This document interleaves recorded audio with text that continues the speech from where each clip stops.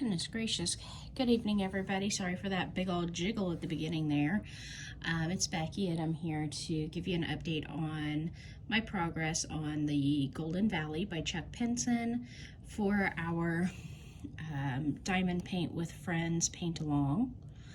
So as you can see, I've been making good progress down this left-hand side of the painting. I'm almost to this first little building. I've got just a few lines to go. I've really been enjoying this canvas. I've had very minimal gapping. I've been very happy with the way the drills are laying down. Been very happy with the quality of the drills and of course the shimmer of the drills because they are just magnificent. I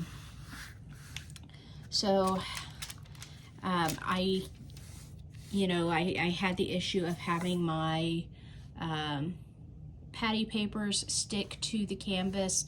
I'm now pretty confident that those were actually wax paper rather than parchment. That's really the only explanation that I can find for this issue of them sticking.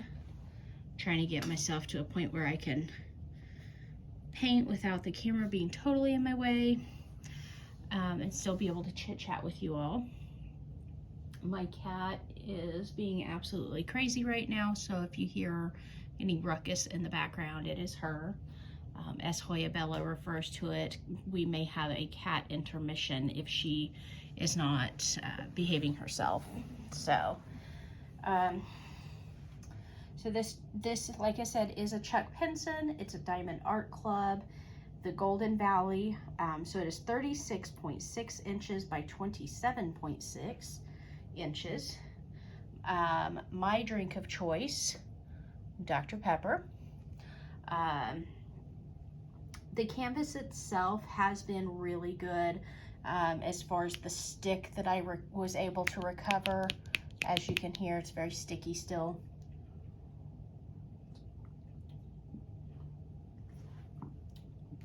Sorry, I had to get a little sip of that Dr. Pepper. So we are adjusting the light here, sorry. We're doing this Diamond Paint with Friends Landscape Edition.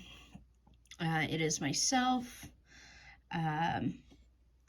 Crafty Chef Diamond, let's see, Diamonds by Tita, Agent Tink, Enza, Hoya Bella, Jan Keeling are all participating. Lazy Retired Granny had said she was gonna step back. She's still doing the painting. She's still doing whip and chat. She's just not as focused right now on diamond painting as she is with taking care of Ellie. We're all still hoping that she recovers fully. She seems to be doing fairly well from what I can see in Lazy Retired Granny's videos. I'm just adjusting my plastic, so I apologize for the racket.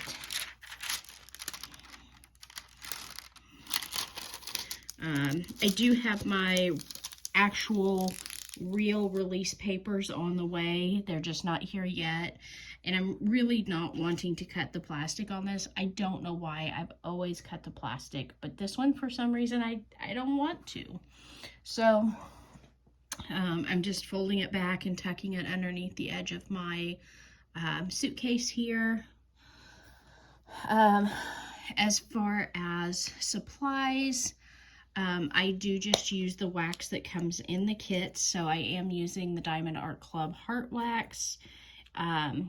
It seems maybe a little bit more sticky than the little squares that come with the budget-friendly ones. Right now I am working on number 33, which is symbol 6. DMC code is 890. And the only reason I'm working on that one for the moment is because it was the last ones that I placed here in this section. I'm going to take my little straightener and just kind of give those a squish real quick to help make sure that my starting line that I'm working on here is pretty solid and straight. And from there, we're just going to get into doing a little painting. I am using a polymer clay pen that I purchased on Etsy.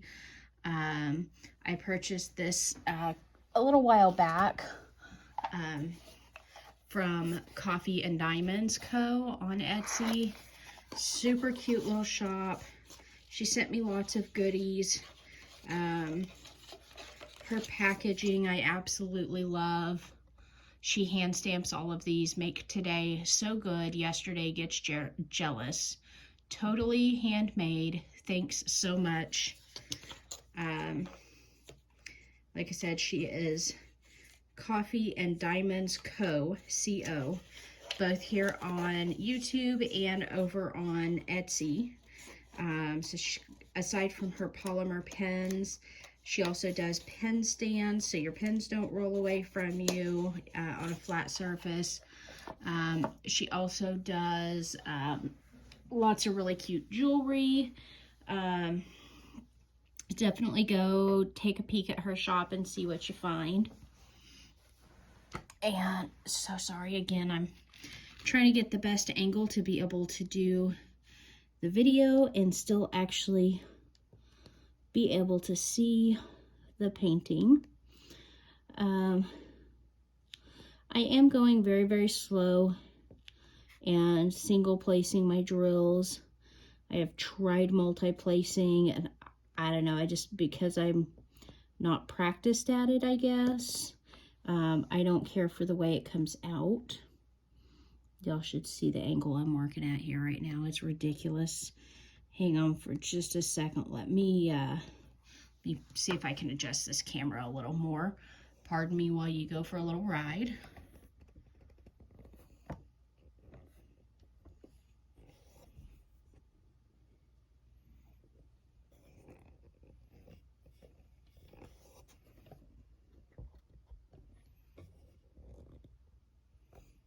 There we go. That's a little higher up and a little bit less than my way here.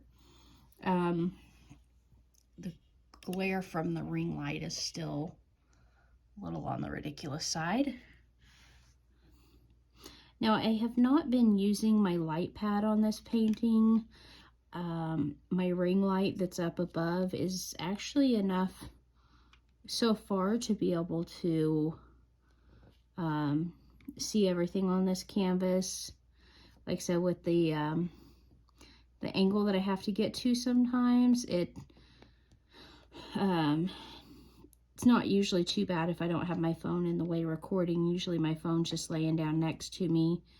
I've been watching the Titanic, you know, the older movie with Leonardo DiCaprio. One of my favorite movies from my teenage years. That one's not good.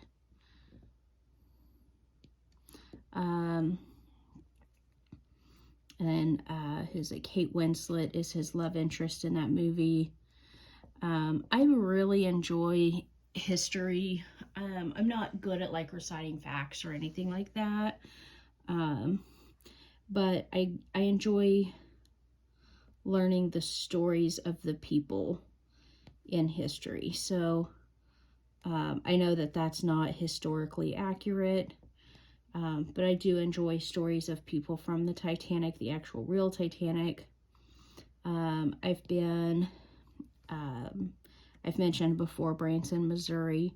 My husband and I live about 4 hours from Branson, so it's not unusual for us to make a trip every so often up to Branson to do shows and just kind of get away for a weekend.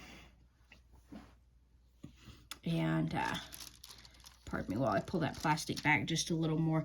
As you can see, I'm just kind of keeping this nice and squared off. Once I do get my diamond or my release papers, I'll be able to cover up and be able to work without having to have the cover kind of at an angle. It's a little weird right now. Anyway, so up in Branson, Missouri, they have an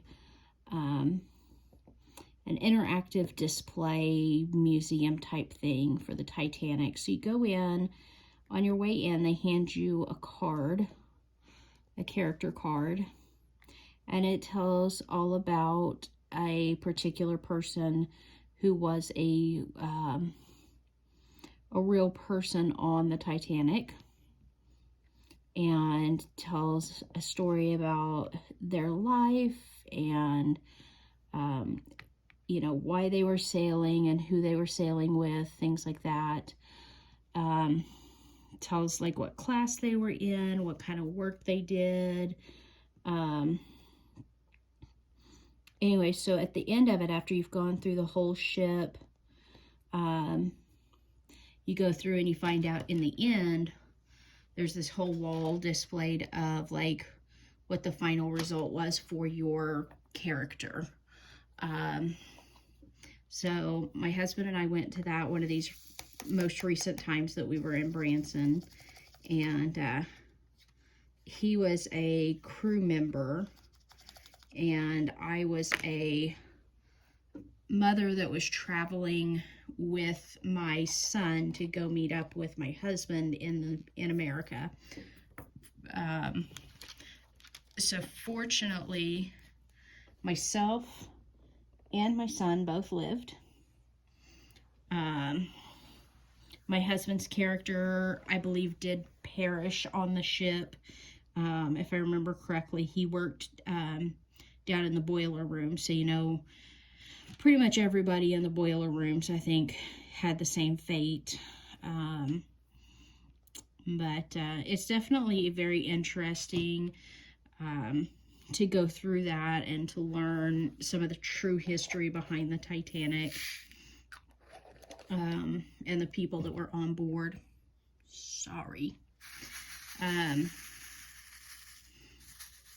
Anyway, so if you ever get a chance to go through one of those Titanic museums where you get to, like, you know, have a character card, and it makes it a little more interesting to see, like, did I live, did I die, you know, what was my character's fate. They had on display some items that were real items from the Titanic, and then of course they had some replicas, just depending on what that particular display was of.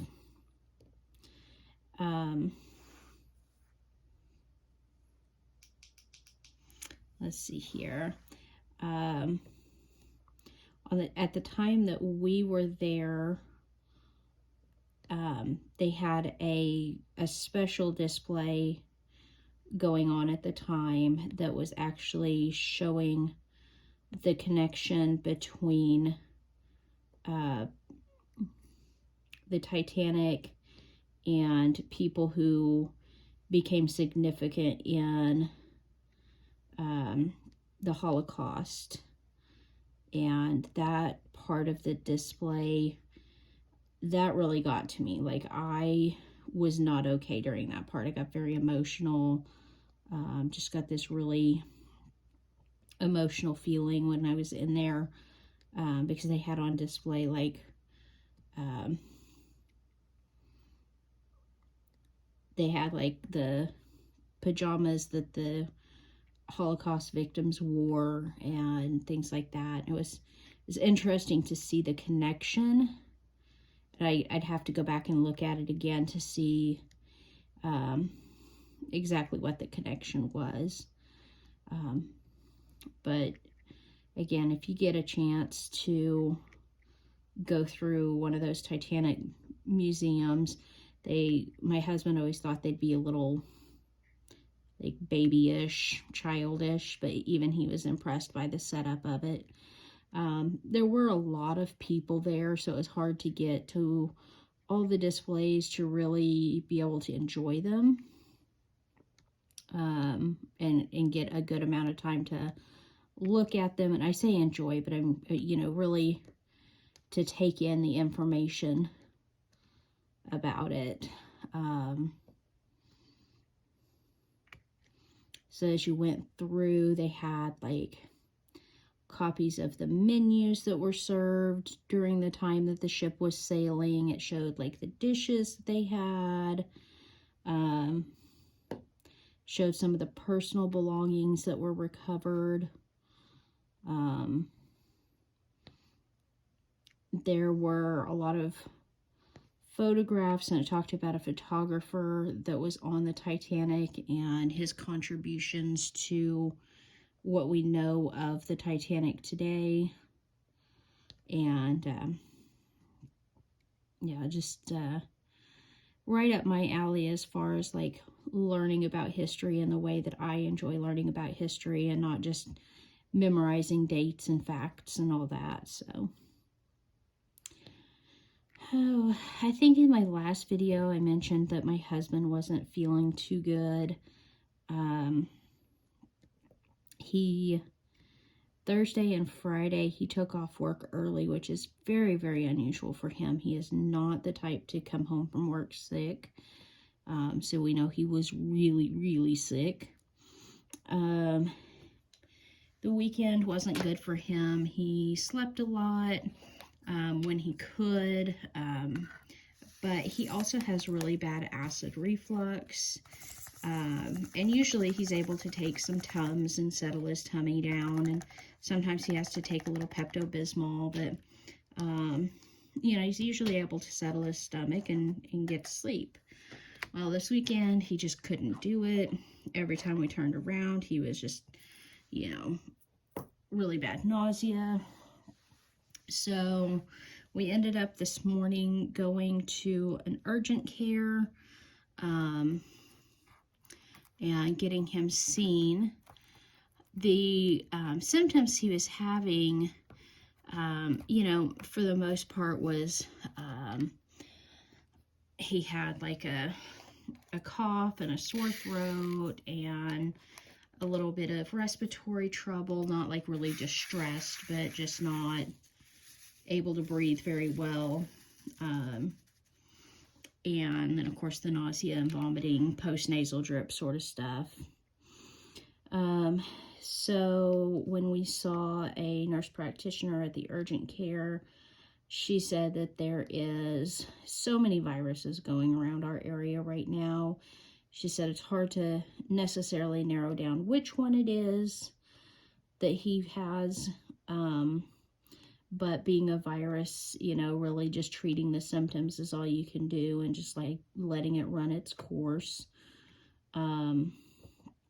So she suggested not taking the Tums and Pepto for his stomach, but instead going over to like Pepsid, something that's less harsh on the stomach to take on a daily basis. So we got him some of that, and so he started on it. We're hoping that that settles the acid reflux enough that the combination of the acid reflux and the postnasal drip will settle down. He's in bed asleep right now. I've only heard a little bit of coughing, not too much. So they did rule out strep, COVID, those types of things. But like I said, there's so many viruses right now that she was like, you know, we can sit here and test for a gajillion things, but ultimately, since we know it's not strep, because they did test for that, she's like, we know it's not COVID. She said, you know, there's just really not a whole lot that can be done, you know, to make it go away any faster. So just go home and rest, and, you know, take the Pepsid to hopefully settle your stomach a bit. And if you don't feel better in a few days, go back to your primary care. So kind of what I figured she'd end up saying, aside from the taking him off of the Pepto, which I think that is something that needed done for a while anyways, but his primary care hasn't really offered him any solutions to the to the acid issues that he's talked to his doctor about before. I'm not a huge fan of his primary care, but switching primaries on his insurance is kind of a pain. So, hopefully, if he does end up having to go back to a doctor for this, he'll, you know, be able to get into a different doctor. Just so that we don't have to worry about him seeing an assistant at his primary care's office that I don't feel like she's very well educated, because it seems like every complaint that he has, if he's talked to her, she says, okay, well, I'll talk to the doctor about it and somebody will call you and let you know what he suggests. Well, why can't we get an answer while he's there in the office? That's something that kind of annoys me. So we'll see if he, you know, once he recovers from this virus that he's got, until it's time to get, you know, annual refills on his daily medications, and he really doesn't have to worry so much about a doctor. But with his meds, he does have to have annual lab work to check and see where his levels are on, like, his thyroid and things like that, before a doctor will just scribble out a prescription for him. So we'll see. Like I said, I'm hoping that he's better in the next few days. They didn't seem to mind him the idea of him going back to work. They didn't say, oh no, you need to stay home for this amount of time. They just said, whenever you're feeling up to it, give it a try. So, he's planning on trying to go tomorrow. We'll see if he lasts the whole day or not. And I say tomorrow, by the time you guys see this video, it'll be today. I don't know, it's probably close to midnight. I haven't even looked at the time lately. But y'all know me, I'm a late night diamond painter. So anyways, that was all of our excitement for the day. Just getting him to be seen over at urgent care and figure out kind of sort of what's going on with him. And then getting him home. He spent the day resting and didn't really do much. He just kind of sat around watching TV and napping and things like that. So